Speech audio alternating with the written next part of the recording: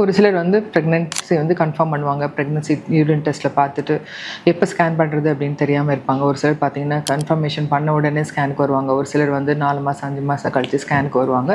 So early pregnancy ஸ்கேனுங்கிறது ரொம்ப must. இது வந்து 6 to 8 வீக்ஸில் வந்து நம்ம எடுக்கக்கூடிய ஸ்கேன் ஆகும். இது ஏன் பண்ணுறோம் அப்படின்னா, ஒரு சில டைமில் வந்து நம்மளுக்கு ப்ரெக்னென்சி யூரின் டெஸ்ட்லேயோ இல்லை பீட்டா சிஜிலையோ வந்து நமக்கு ப்ரெக்னென்சி பாசிட்டிவ்னு வரலாம்.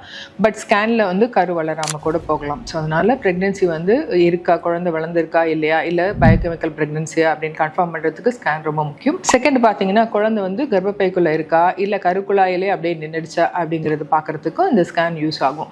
ஸோ கருக்குழாயிலே குழந்தை நின்றுடுச்சதுன்னா அது வந்து எக்டோபிக் ப்ரெக்னென்சி, அது ஒரு ஆபத்தான ப்ரெக்னென்சி. அது வந்து நம்ம ஏர்லி ஸ்டேஜ் அப்படின்னா மெடிசின்ஸ்லேயே நம்ம அது சரி பண்ணலாம். இல்லை அது ஏதாவது குழந்தை வந்து ரொம்ப பெருசாக இருக்குது, டியூப்லர் குழந்தை பெருசாக இருக்குது அப்படின்னா அது சர்ஜரி பண்ணி அம்மாவோட உயிருக்கு ஆபத்து வராமல் நம்ம கரெக்ட் பண்ணுற மாதிரி இருக்கும். தேர்ட் வந்து குழந்தை வந்து கரெக்டான டேட் இருக்கா, ஸோ நீங்கள் சொல்கிற டேட்டும் குழந்தையோட வளர்ச்சியும் கரெக்டாக இருக்கா அப்படின்னு கன்ஃபார்ம் பண்ணுறதுக்கு டேட்டிங் ஸ்கேன் அப்படின்னு சொல்லுவோம். ஸோ அது வந்து 7 to 8 வீக்ஸில் பண்ணும்போது நம்ம கரெக்டான டெலிவரி டேட்டை நம்மளால் அக்யூரேட்டாக சொல்ல முடியும். ஒரு சிலருக்கு வந்து பீரியட்ஸ் கரெக்டாக இருக்கும், ஒரு சிலருக்கு இரெகுலராக இருக்கும், ஒரு சிலர் எப்போ கன்சீவ் ஆனதுன்னே தெரியாமல் இருப்பாங்க.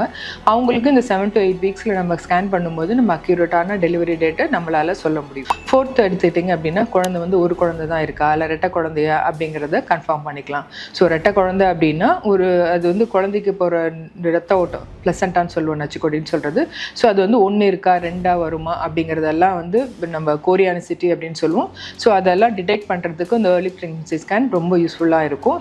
ஸோ இந்த கோரியானிசிட்டி தெரிஞ்சதுனா தான் நம்ம வந்து ரெட்டை குழந்தை வந்து எப்படி ரொம்ப க்ளோஸ் மானிட்டரிங் பண்ணணுமா, இல்லை அதில் ஏதாவது பிரச்சனைகள் வருமா, இல்லை இது வந்து 2 நச்சுக்கொடி தனித்தனியாக இருந்தது அப்படின்னா அந்த ட்வின்ஸுக்கு வந்து ப்ராப்ளம்ஸ் வந்து கம்மியாக இருக்கும். ஸோ ஒரே நச்சுக்கொடி வழியாக 2 குழந்தைக்கும் ரத்த ஓட்ட போகுது அப்படிங்கிற மாதிரியெல்லாம் இருந்ததுன்னா அந்த குழந்தைய வந்து ப்ராப்ளம்ஸ் நிறையா வரத்துக்கு, குழந்தை ஊனமாக இருக்கிறதுக்கான வாய்ப்புகள் அதிகமாக இருக்கும். ஸோ அந்த மாதிரியான கர்ப்பத்தை நம்ம வந்து ரொம்ப க்ளோஸாக மானிட்டர் பண்ணுற மாதிரி இருக்கும். ஸோ இதெல்லாம் பார்க்குறதுக்கு வந்து ஏர்லி ப்ரெக்னன்சி ஸ்கேன் வந்து ரொம்ப மஸ்ட்.